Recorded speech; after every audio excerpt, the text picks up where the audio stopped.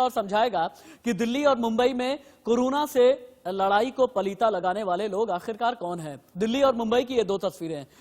एक तरफ तो दिल्ली में दिल्ली पुलिस की और केंद्रीय गृह मंत्रालय की तारीफ करनी होगी कि दिल्ली में किसी के ऊपर भी आयन वाले लोग थे, लेकिन मुंबई में ऐसा नहीं किया गया। ITV के संपादक अजय शुक्ला मेरे साथ लाइव जुड़ चुके हैं। अजय शुक्ला जी,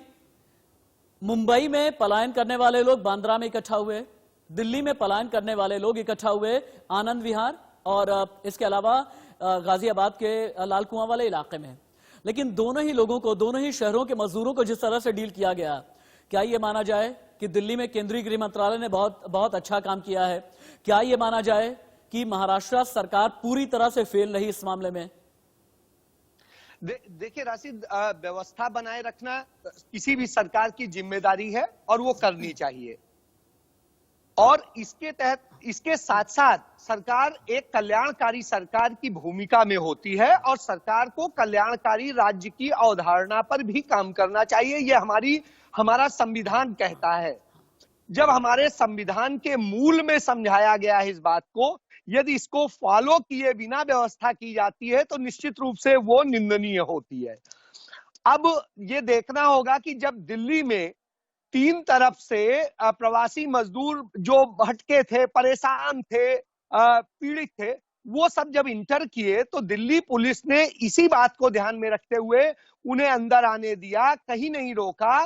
कि और आनंद विहार ISBT तक आने दिया कि जिससे मानवता का पालन हो।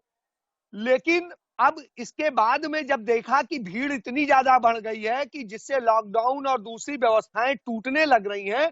तो MHA ने, गृह मंत्रालय ने इस पर तत्काल संज्ञान लिया और तुरंत अपने ऑफिसर, सीनियर ऑफिसर्स की एक टीम बनाई गृह मंत्रालय के, जिसमें एक एडिशनल सेक्रेटरी, एक ज्वाइंट सेक्रेटरी और दिल्ली सरकार के chief secretary, additional chief secretary home and justice and other secretaries की एक टीम बना करके उनको कहा कि जब तक इन सारे मजदूरों को, जो हजारों मजदूर यहाँ इकट्ठे हो गए हैं